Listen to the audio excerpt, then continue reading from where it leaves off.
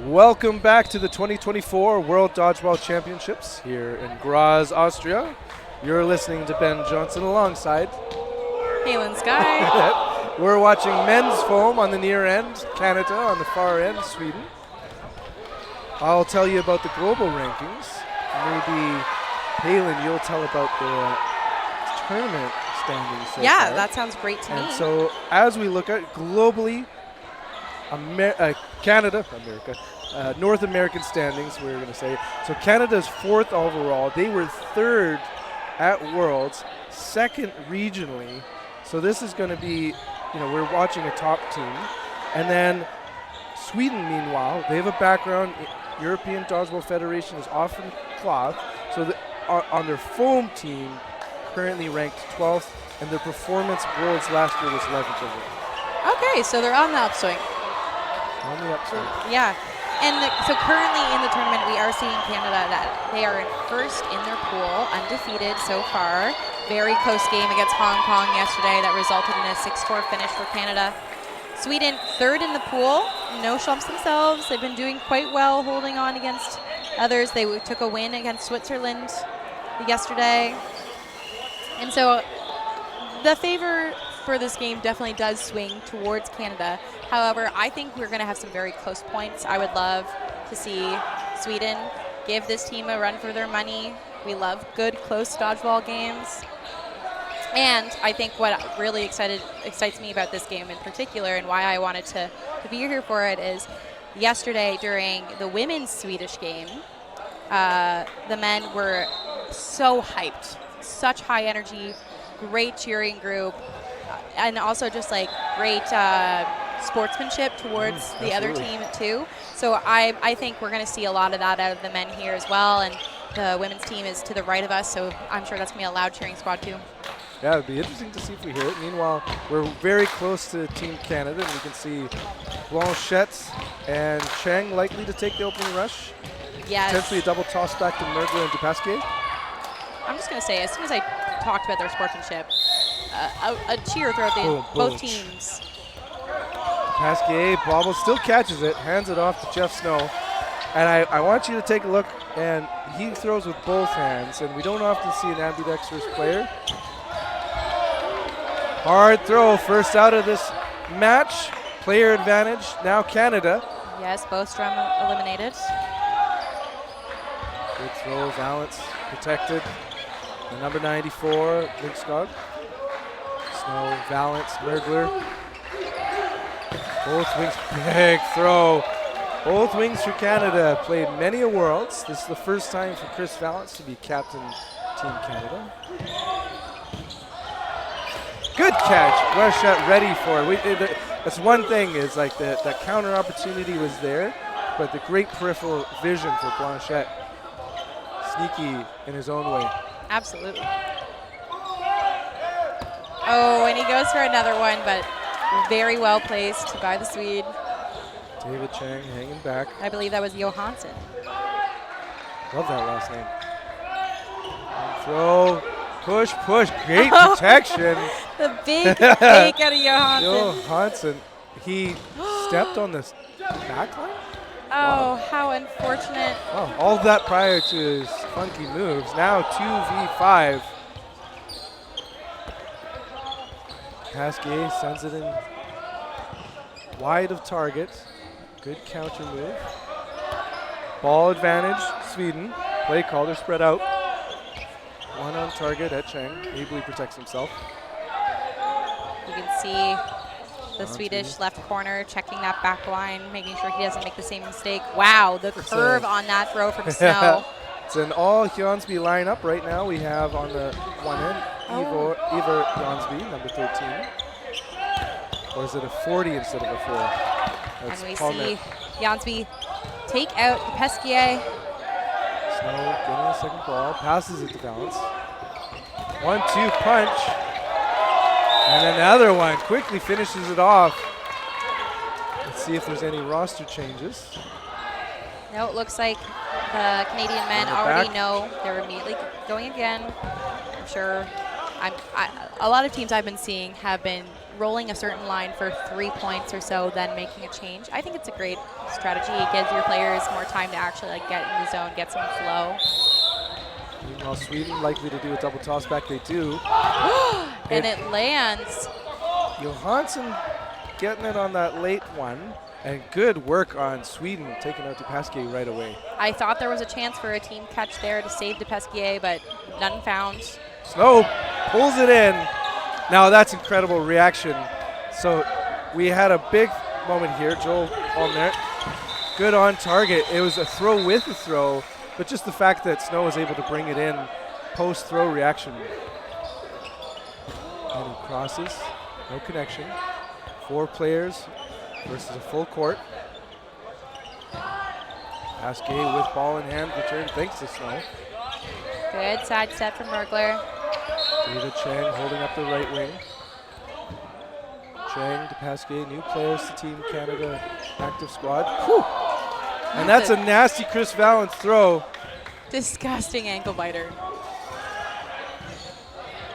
Top down, dropping the hammer. Oh, and Chang thought he had it, and you know what? I probably would have taken that shot too. Brownsby resetting with his team. Solo trail, no connections. Marchette holding the ball, team call. Mergler maybe making that play. Oh, no lineup?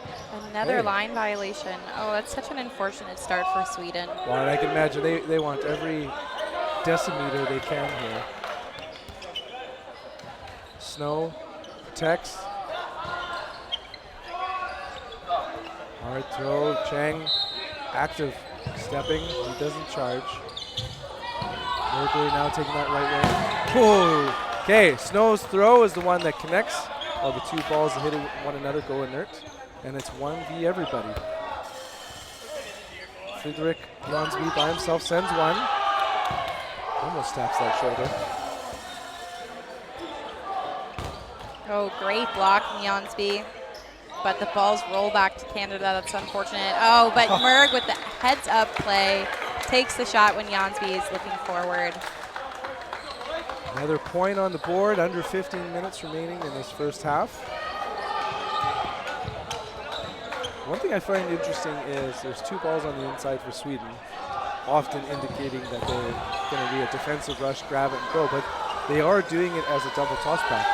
You know, Ben, I was just about to say, I actually resent when people call this a defensive strike because I don't think it makes any like speed difference to pass off or hold 2 balls on the inside versus otherwise. Now, like, it does make sense if people are taking it back just to block, but I think you can have just as defensive strike having your 2 balls on the inside. I would like to make a phone a friend and like talk to Josh Sakura. Yeah. Like I'd be like, because he has that brilliant speed and twist. So that's where I'd wonder is like if you're scooping. And that's the thing. So Sakura, a known slider when he goes to rush, but especially on the women's side where we see a lot less of a slide into that rush zone. You know, I've tested it. Oh, sneaky. Mergler, quick reaction there. David Chang swiped that ball, and he just managed to like move his legs out of the way between the wickets. Sorry, back to you. Oh, I was just saying I've tested it. Like I've gone home and I've done it myself because I got into an argument with Dalton McKenzie about it. What does he know? Yeah. And we still hold strong on our separate sides. Oh, would you like submit footage? As Blanchette is eliminated. 3 players heading into the attack zone. Chang clips the foot. Active blocking by CV. He's taken out though. Now 2 remaining for Sweden. They've got the ball advantage going against 4 for Team Canada. Chang very good with the active blocking, but so good he knocks it into the ball retrievers on the other team. He's targeted. Snow using that left hand for a pump fake. Something I also appreciate. He's got elastic bands to keep his fingers together. Yeah, I've actually had a conversation with Snow about that before. He doesn't like the tape because it's more restrictive. But the elastic bands allow for a little bit of movement without overextension. allows it. Oh, here we go. And good work at that throw there by Janssen. Tagging Mergler. Now the one thing with the new rule is the moment Mergler put his hands on it, that's an out. Whew. And we have a survivor yet again in Friedrich Jansby. He's going up against 4 players for number 4. Yeah, and you see Jansby kind of only throwing with his arm. He wasn't fully stepping into those shots. I like how you explain that, because I think for a casual viewer, it's like we all throw with our arms. Yeah, and there's a significant difference in speed and aim when you only throw with just an arm movement rather than a full body movement. And that's good teamwork there as the Cascade splits himself farther to the right, creating an opening for Snow. Absolutely. Yeah, and that's often what you're going to see happen when teams have really good pressure is you're going to see players then just do an arm throw because they don't want to open themselves up to the opportunity of getting hit when they're in a full movement. Meanwhile, a full lineup change. Dan Lack ready to take the opening rush. Maximus Patry as well. Expect Mohamed Yusuf to take that pitch. He does, but it was a little off center and some miscoordination, meaning Dan Lack's off quickly. Meanwhile, Liabel on the left wing. So I guess Blanchette is the common denominator. Dan Foley rips it. Player advantage right now for Sweden. Ball advantage, Canada. Big throw, big out. Winger on winger. Yeah, great shot out of Patry. Rising to the scene in the last couple years. Solo backcourt throw. Rudy Yusuf, a veteran of the game. We'd love to see Sweden use 2 on 1 target, and they do. And they do, like you said. Patry using every ounce of space on that court. Yeah, if came he very put his close heels to the back down, line. that would have been an out. And the 1-2 punch works right here. The Liabel low ball. And a great decision from Foley and Liabel. And I don't know if that was discussed, but one went high, one went low. And so when the Swedish player had to commit to a dodge, one's going to find you. Yusuf in the middle with the play call. Telling Liabel to cross. Whew, the movement out of Janssen. Janssen's a fun player to watch. I'm already enjoying it. Great fake out of the middle of Sweden so that that corner can take that shot once Dan Foley has already committed to his dodge. Pump fakes, hard throw. Good pushback from Sweden. Play call coming from now the left winger for Sweden. Ivar Jansby. Yusuf taking the right wing. He sends a hard on target, taking out Bostrom. And Ben, correct me if I'm wrong, but I don't know if we've seen a defensive play out of the Swedish team so far. Yeah, Like and actually watching the earlier today, the women's Swedish women's team, that was actually probably the biggest thing I noted was they would sort of wait for the return on offense. Yeah. And there wasn't a single defensive charge. No, and that really is, I think, a big difference you'll find with experienced foam teams versus newer ones is, okay, how to disrupt the politeness of play, you know? Like, teams are very used to... We don't have to be the old British Army marching back and forth. Your turn, my turn. Ooh, but good work in transition here. It's a trade, so it's 2v2. Good punish from Patry once Liabel was eliminated. And we really have the veteran and the rookie here. Yusuf Patry. Patry sends it. Johansson, no surprise here, ever mobile. Thinking about taking the opportunity thrown at Jansby. It's Yusuf. Appears to be a very youthful line with the 2 Swedish players left here. Play call quickly.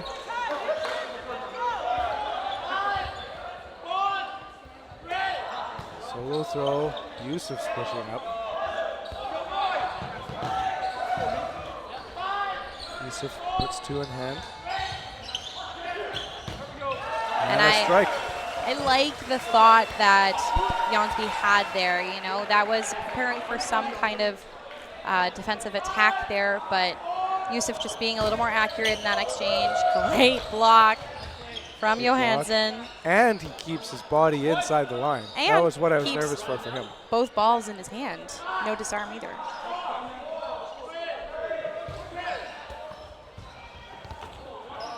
And we say that knowing the velocity of these throwers. Yusuf locked and loaded, providing pressure in the attack zone. Patry waiting in the shadows. Big rip. Good work, Johansson. His burden to throw with the extra balls. He's calling for a third. You know what is funny is actually it was quite critical in the morning game of the ball retrievers for Sweden. It's just a subtle part of the game. At this level, to time up rolling balls in, you see Johansson being like, come on, give it to me. Good active blocking, Patry. It's one thing we talked about before, but like being able to swipe the ball away. Be active in your blocking. Maybe not as active as David Chang was being, as he almost swiped into a teammate and then whipped the ball over to the other side. It's a very interesting tactic, holding the 3 balls right now. Oh, and the disarm comes out of Patry. And we spoke to it before because we know the heat that they can put on those throws. But I do appreciate the third ball and placing it. I've tried to call it like casting because like you can kind of build this mound around yourself to protect. And in the sense that once you release the ball, it will deaden the thrower's ball. So you can kind of toss it up like we saw. Yeah. Kind of providing a little bit of protection. Yeah, any ball that is not in your hand is technically a dead object if something connects with it. So it is a great third aspect of defense to put in front of you. Dan Foley sends it, but I want to see some action out of Dan Lack, who didn't really get an opportunity that previous set. So back to you. Oh, nope. My thought is gone. But Canada showing a lot of really great pressure, especially on the defense. They're willing to take space up the line to make Sweden not feel comfortable when they are on the offense. As we've talked about it a little bit earlier, that's not a polite play. I'm not letting you take your turn without feeling like you can't. So the Canadian team not being very polite, thus the... Well, despite the crowns, this is not the sport of kings, and we will have no gentlemanly play here. As we are hucking balls as hard as we can. Lack, Dan Foley, Liebel, ready. Liebel delivers it, but yet another active jump out of Johansson. I want to see what the final minutes of the game, if he's still as mobile and active. Oh, I think we're going to see Johansson moving like this until he's done playing for the entire tournament. These targeted. He gets out of the way. 4 of the 5 men for Sweden with the ball. It's their burden to throw. One turfed low. Blanchette very active in the defense for his team. Pushes Sweden back. Lack on the right-hand side. Patry, it's Lack with the throw. I'm really enjoying the pace that we're seeing out of Sweden. They know that they're against some very strong arms, so they're taking their time. They're focusing on team play. They're not getting into that counter-heavy game, as I say.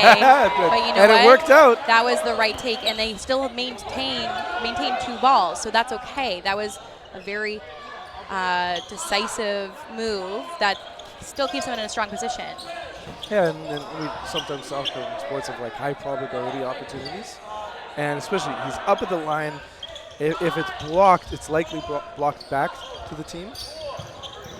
And if you got that hard shot like they did, you get that rebound.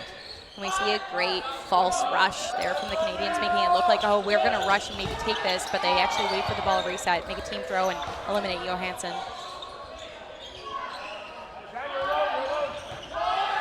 4 players, ball apiece. They send 2 on target. Lack, ever so mobile himself, getting in. The beautiful catch! Great work, Liebel. Brings back Blanchette. Yusuf in the middle with his play call. 2 players remaining for Sweden. And that's the risk that I kind of leading to with when you play more with an individual ball style with solo throws is when you have players like Blanchette and Leabelle and Patry, they're going to eat those solo throws for breakfast. Yes. It's just like when you have really experienced players, they're comfortable with a solo throw. That's, for me personally, I would love that every single time. You're only throwing one at me? Absolutely, I'll take it. And so Sweden trying to make sure that they time their solo shots a little bit better, catching people when they are off guard. For instance, when the trade attempt came out of Sweden to take out Snow earlier in the half, and he was able to catch that ball, how can we time that just like a little bit faster so that he's still in the swing of his arm so he can't do that as effectively? It's all the little tiny things that when you're at this level of play really matter and impact the game. I love it. Here we are inside of 2 minutes in this first half. Both teams ready. Opening rush. Oh, great Right shot. on target. And it's the other player that I was expecting. Oh, no, okay, they both are out. That was really the best case scenario I've ever seen for an opening rush. Now only 3 players remaining for Sweden. Cross and Blanchette. Whew. And that was a good, solid teamwork attempt, but just one throw off target, and Blanchette's going to catch it. Yeah, and then if you're throwing higher than a pylon at this Team Canada, that's a catch opportunity. That was a brilliant throw on the knee pads. Merkler sends another one, along with his longtime teammate Snow. Good survivability here, Jansby. Yeah, Jansby very often in this position.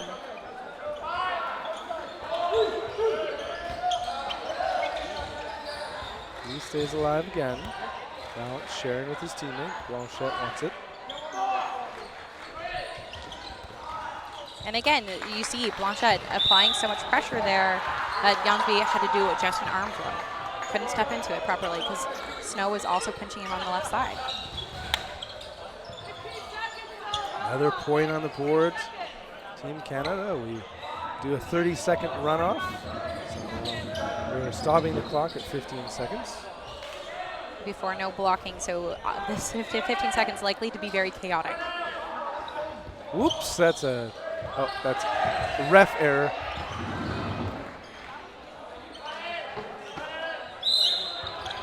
Cascade, brilliant speed, and shovels it way too high. Mergler gets his just off target. Burden, Sweden with the extra ball.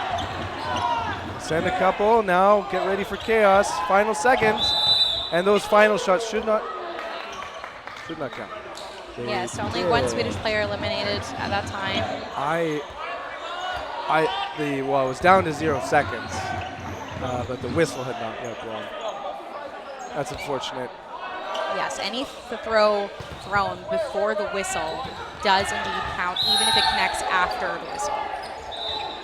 On the release, just like basketball, David Chang, good pressure.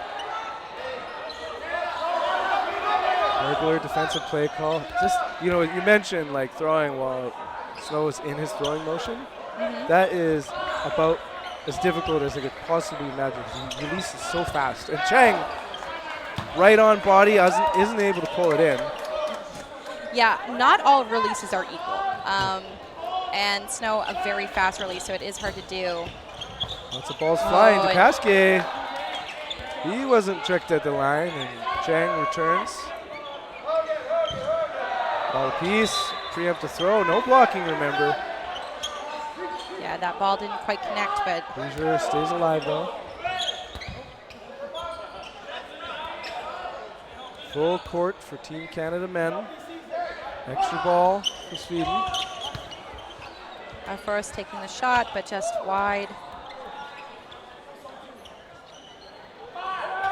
And then hustling his attack zone. Blanchette gets his body out of the way, and no blocking results in an out.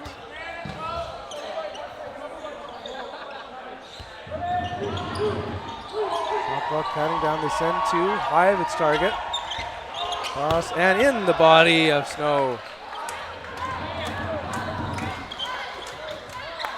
Final one does it, and another point. We are at the end of the half. We'll take 5 minutes. Yeah, it's a very interesting game. I think we are actually seeing a very interesting accuracy dilemma for Sweden. Because they're on body, but good. They're in the pocket. But wait, exactly. So it's tough because I think some of the Swedish players now seeing how much the Canadians are catching, wanting to put it a little off body, but then it's way too far wide. It's not even close, unfortunately. And then the ones that are right into the chest. And so I think this is when you kind of have to have a mental reset and tell yourself, okay, well, if they're catching me, it means I'm accurate. So how do I just be more accurate? And so I think you still have the full confidence. You still aim for that body like you have been doing, but maybe change your elevation level. Aim a little higher, aim a little lower. Head, shoulders, knees, and toes? Yeah, head, shoulders, knees, and toes. Have that full confidence going into that throw, even if you have been caught already. Because guess what? Catching's hard. So the likelihood that they're going to... You wouldn't know it from that first half. You wouldn't know it, but it is. It is. You know, Canada making it a little easy right now, but it is hard to do. And the probability of them catching you, not so high the more often you put it on them. So have confidence in Sweden. Like, know that, oh, I am hitting the body, so let me just hit the body harder. Let me hit it a little to the left, a little to the right. And don't be shy, because I know a lot of times when people get caught, they're like, well, now I just don't want to throw at the torso at all, and that results in a lot less accuracy overall. Yeah, well said. One thing it does is, like, maybe if we're doing more crosses, yes, that way we're not kind of straight into the body, because we saw a lot of that of, like, I'm throwing directly at you, and those Canadian players had excellent vision on it because it's right in front of them, and they're just receiving. Yeah, we had a great moment in the first half where I think Johansson hit a very strong fake from the middle, and then we saw Sweden's right corner, I apologize to who it was because I do not remember, took the shot towards the middle player, and they eliminated Dan Foley, and it was a very well set up throw. And that's what we need more from Sweden. We need those cross angles, as you were saying. We need those setups with those pump fakes. And we need to make it a little less predictable and catch them off guard. Make them move, then take advantage of it. Wow, it looks like Byron Wong is activating himself for the second half. Something I appreciate for kind of the way the game has gone is, like, having players who will sort of be in a phase of the game. Yeah, we're seeing a lot of rosters that have more bodies, deeper. A lot of teams here do actually have 14 athletes with them, but only 12 can be activated per game, and they can change their lineup for each individual game. So what we're seeing a lot of times is those deeper teams might actually have two lines, and line one might play the first half, and line two plays the second half, or these two specific players are sitting this game but not the next game, and so when they get back in, okay, you're going to play the full game, but we're going to have a rotating roster around you. It's very nice to see from coaches because they're getting everybody reps. Everyone's here in Austria wanting to play dodgeball. And so giving the opportunity to do that, and then giving rest to the people who will probably be getting a lot more time once playoffs hit. But definitely you want to use all the bodies, get everybody rolling and feeling good about their play, and then have everyone have the appropriate rest. It's a long, long tournament for the teams that have smaller rosters.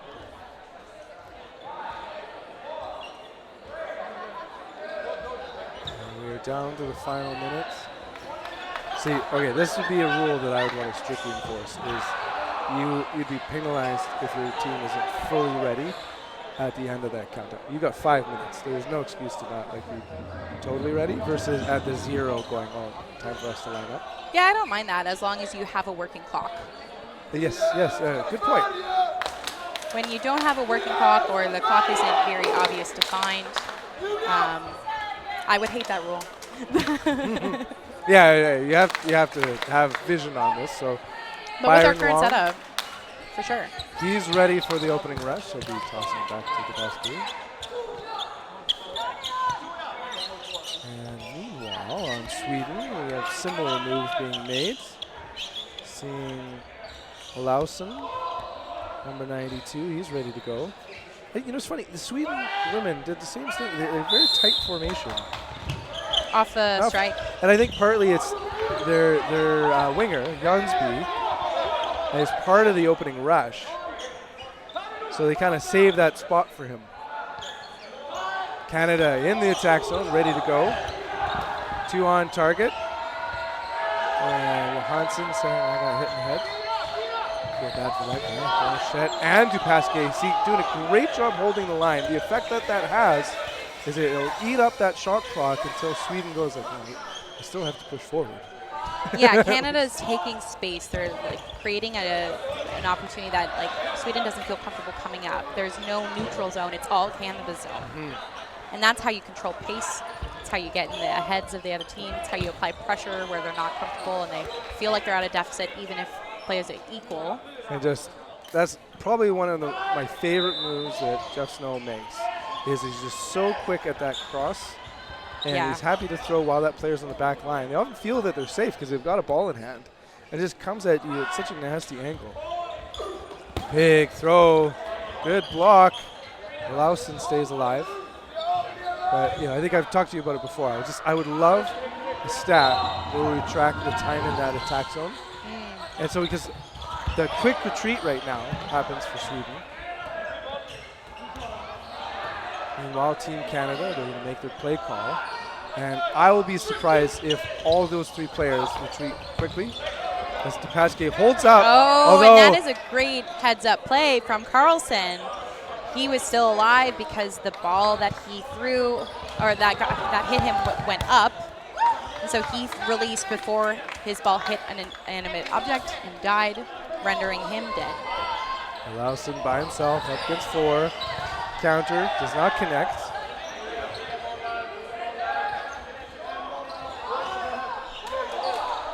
Blanchette readies on defense. Picks up all the way. Hong hoping to have a shadow catch.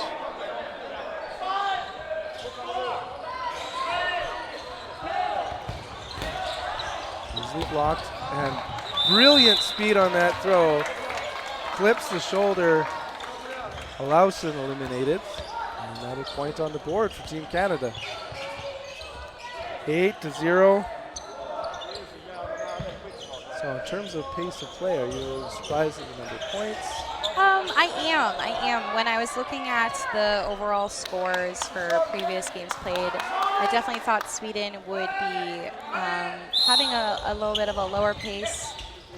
And I think they're trying to, but Canada's accuracy is just unrelenting.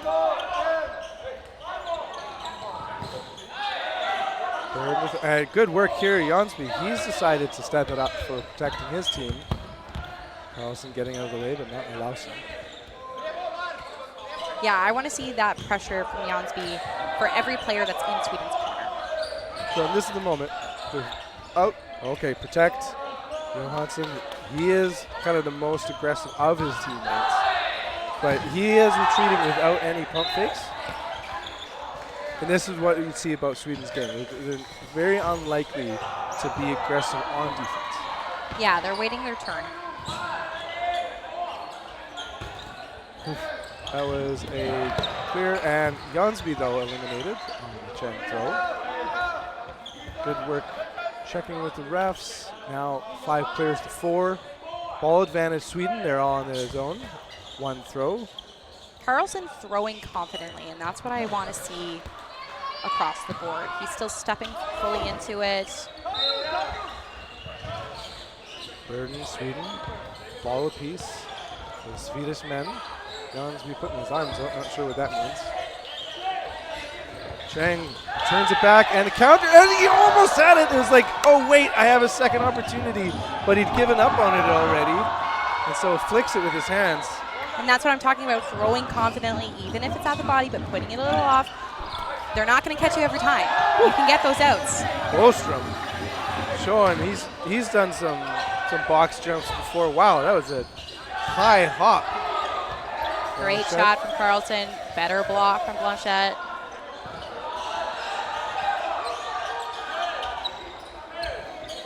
Oh, and a great dodge from Bostrom. That's one thing. He's showing his ability to jump, but also he pulled his chest back. Yeah, Bostrom doing a really great thing. He's always square on defense. He's looking, he's active, he's moving around, he's making sure that he's facing his opponents, and he's very quick twitch dodge to whatever adjustment he needs to make. Carlson with an aggressive defensive play, and that's going to be some success for Sweden. Snow protecting him, taking out Johansson. Now 3v3, good opportunity here for Sweden. They've got the burden to throw. Well low Blanchette, and there's that counterattack from Snow, and he sweeps out 2. Yes, Bostrom trying to protect his other player, but unfortunately resulting in a bit of a screenshot. Great shot from Carlson, great dodge. Go. Does it again. And there's timeout a timeout. And a timeout taken. All right, Ben, I think I'm officially on the Carlson hype train.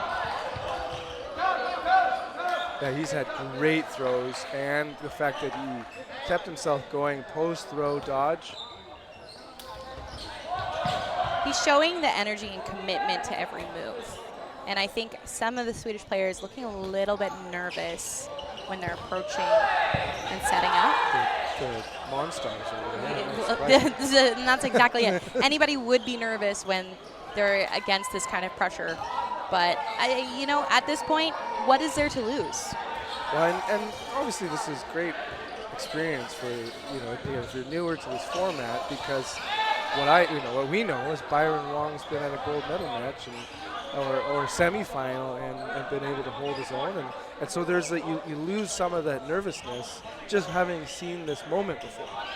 And so Carlson, he's got all the skills. We've seen it. Like, one of the most advanced skills is the post-throw dodge, and he's got plenty of balls to throw, but he will not be scaring back these players. I even feel like Blanchette's intimidating with no balls in hand. And you see Blanchette squaring up on a diagonal, because if he chooses to throw across, he wants to catch that.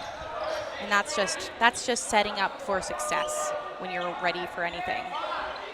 And in the same way a throw channels the ground, so does a great catch. It's like the sturdiness, right? And that was a great fake from Wong to set up a shot from Blanchette. He wanted Carlson to commit to something, and Blanchette just a little wide.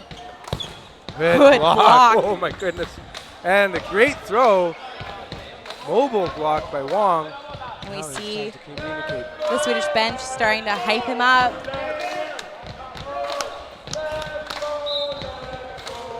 Woo! Are you kidding me? Does the worm? Oh man. In the air. Yeah. I almost did a push-up. And there's some drop on that. Yeah, exactly. Hey, the survivability to now. He's doubled up against opponents, and they're ready to 1-2 throw. They do it, and it's the second one that does it.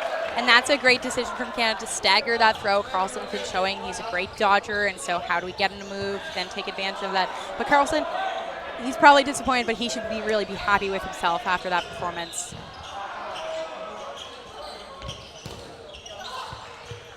They're going to give him a rest, as they should.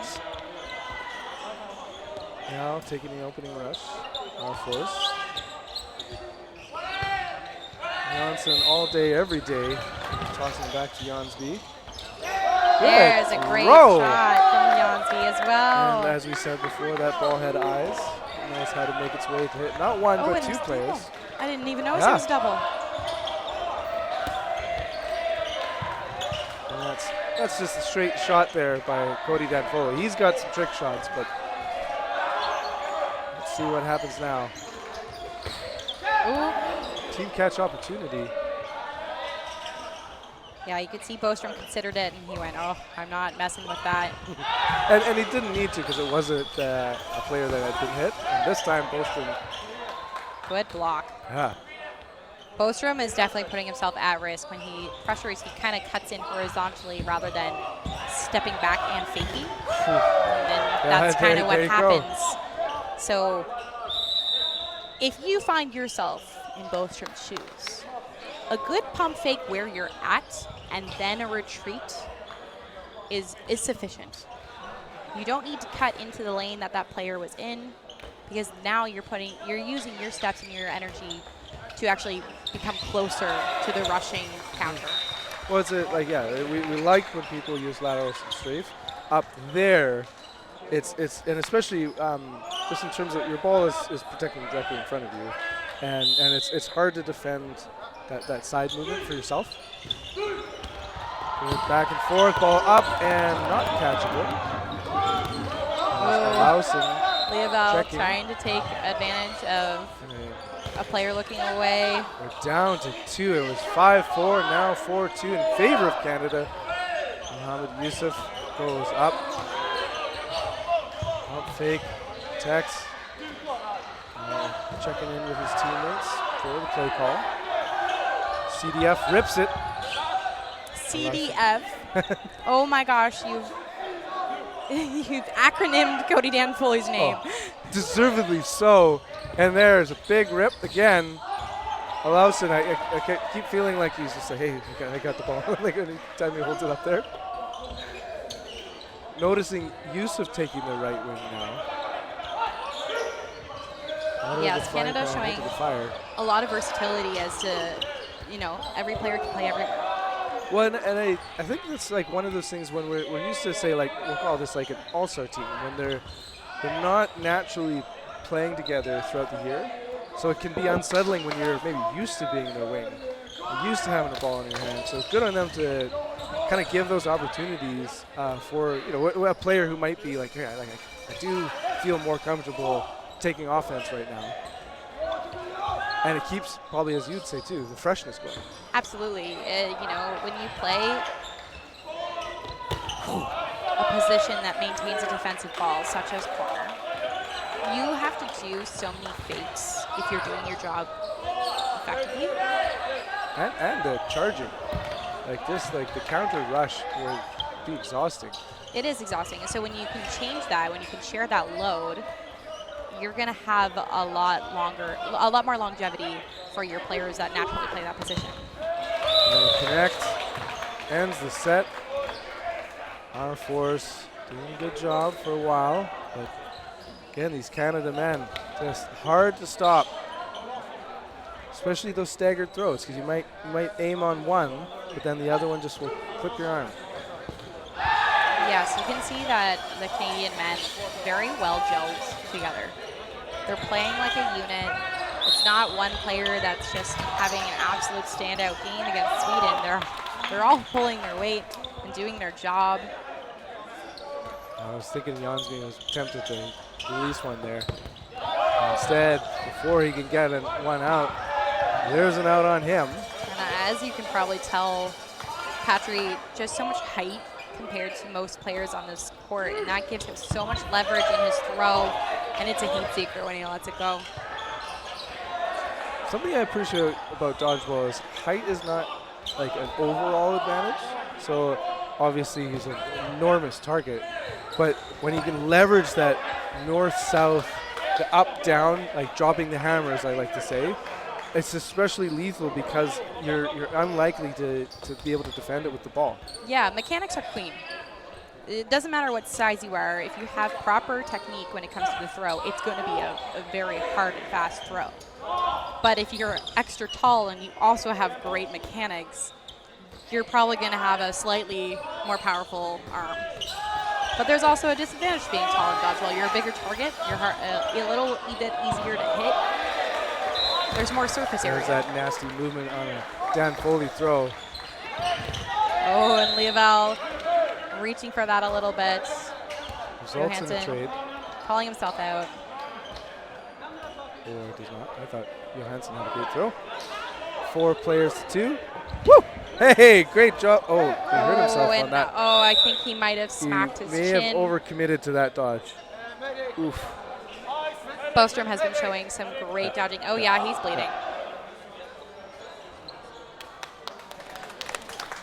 He says he's good, but you cannot play when you have blood coming out of your face, so he's going to have to go see a medic. And the mop MVP from Estabrooks comes on out. Kalen on his best position right there, doing the cleanup work. And that's a shame for Sweden. Bostrom's been showing some great survivability, some great pressure game. Yeah. Literally, he's been putting it all out there. We were talking about him in the attack zone, and clearly gave everything to that He dodge. was very committed to his dodge, and that's the result. You know, no pain, no gain. Hopefully he will be well and ready to come back, and if not, then for his next game. Burden to throw will be on Team Canada. They've got the extra players. We see 2. Just nastiness out of Dan Foley, taking out Jansby. I expect a lot of aggression here out of Team Canada. Yeah, Foley, a previous World's MVP as well. And I liked that drop from Air Force. Patry was looking for it, but there was no opportunity for the shadow catch. And that's where an off-speed pitch can be tricky, because a lot of these men are used to fastballs on body. Yeah. So they have that quick speed reaction. So you might overreact to a catch opportunity like that. For sure, having the ability to change up your throw is really important in dodgeball, especially at this level, because if you are only throwing straight arm throws, and that's what we wanted to see, right? He changed up his throw, Foley goes for it, the catch is not there, and our first with a fantastic dodge afterward. Squares up, actively blocks, resets the shot clock, still on Sweden. But as I was saying, the more frequently you throw, the more people get used to how you throw, the more they can track it, they can predict it. So when you can change it up, it makes their lives a lot harder. 1v3, Burden, Sweden. On 4s, he's barely getting to the midline, seeing Yusuf square up against him. I like that decision for Air Force. Not giving them the advantage to close that gap. And it's making it Canada's job a little more difficult, allowing him to survive this. Forrest rips it high and wide of target. Patry aggressively going for the ball and gets the catch. And he fully stepped into that. That was a great throw, but Patry fully squared up for it, able to take it in. When earlier we were talking about accuracy. That was a deadly accurate throw, go right into the basket. And it's one of those things that if you haven't seen it that often, it's like, oh, that player, I've got them. They're falling. And it's a trap because, again, they're now leveraging the power of the earth. They're very stable. The power of the exactly. earth. Patry's an earthbender. Exactly. And it's so funny because you basically created a catch basket of your whole body. And what the thrower doesn't realize is their zone of hitting has actually gotten quite small. So they often sacrifice power for accuracy. And honestly, Ben, I think what's even more of a influencer with those kinds of laying down. Thank you. With those laying down catches is Patry has no other option. His only option of a defense is to catch, and when you're catching, hesitancy is death. Yes. So when you have that decision removed for you entirely, it actually is much easier to catch because you have to commit to it. So being down in that position sometimes makes your job easier in that regard. And great effort from Air Force, but taking a second to have a hard fake and then actually throwing at maybe the side of Patry would have been. Albin Lindskog on court now. Ooh, and we see Johansson hit a peong. And as well, so we got a lot of changes. Breger, number 32, takes center. And Breger immediately hit out. Faking at the line, Team Canada. Watch Dan Lack on that right wing right now for Canada. He's on defense. R4 squaring up against him. Solo throw in between players. Lindskog retreating. As do the wingers, as they make their way all the way to the back line. Some nimble knees out of Jansby, just stutter stepping his way up there. Shot clock counting down, final seconds. Counter by Lack, misses, and he brings it in! It was a good shot from Air Force. It was on the outside hip of the body, but fantastic catch from Lack. Yeah, you can see his just unbelievable athleticism there, just staying with it. Yeah, the hand-eye coordination to not over sweep for it, let the ball come to you. Down Down to 2 players.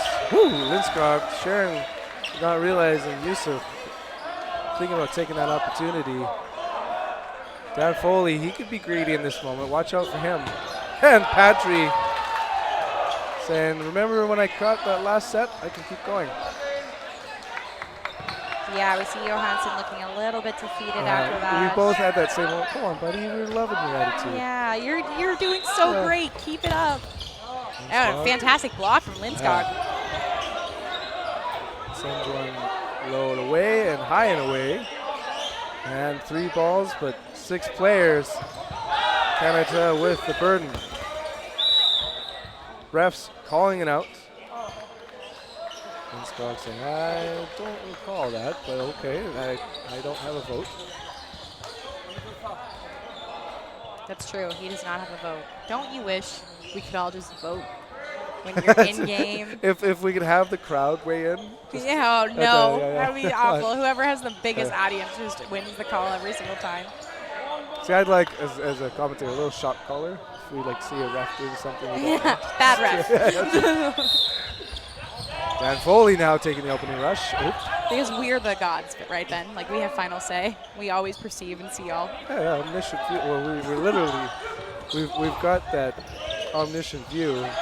Fortunately, we can't hear every thought or feel. The touch on the players.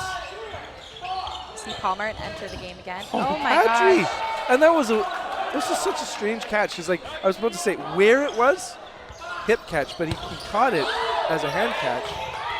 And like twisted hands too. Tracked it very well. Burden to throw on Sweden. Reisher on the left wing. Watch for him. And trade situation ends up taking that rack. Great shot from Johansson. Rebo pushes up. He didn't even have a ball. He was tricky. That is aggression. I really would have loved one of the Swedish players to take that shot at him. But just the way his ball up. Nice job. And you can see Johansson looking more confident. He's trying to take those aggressive shots. And I think that's what we need. You know, the Canadians have adapted to Sweden's polite play. So when he's being more aggressive, he's finding success. 2 on target. It's clear though, but we need to bring on the mop because. Oh yeah, definitely a mop moment. Johansson has created a little lake on court. We need a sponsor for our mop moment. I actually read in the volunteer WhatsApp yesterday that someone had asked if at the other venue they could get a second mop because their mop was too wet. They needed a new mop. We need Dodgeball memes to come up with some mop material, I think. They've got enough of the overall heat and sun content. Or the Dodgeball shop. We can start, branding our own Dodgeball mops. He needs to have a branded mop. And ready, Blanchette. He is the most aggressive, but he's on defense. 2 balls apiece for Swedish men. And they do aim at Blanchette. Easily pushes that ball away. Now the Wings have it. Still burden to throw on Sweden. And the Swedish men doing a lot of their fakes at the line already. If you can take a fake in your run-up and then fake again when you're actually coming up to the line, you're going to get a lot more power in that throw because you're stepping into it.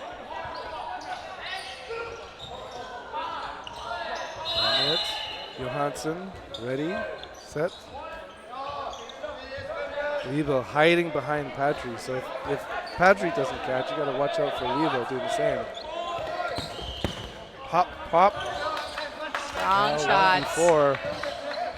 And now we see Palmer. At this point, I feel like almost most of the Swedish men have had the opportunity to be caught out.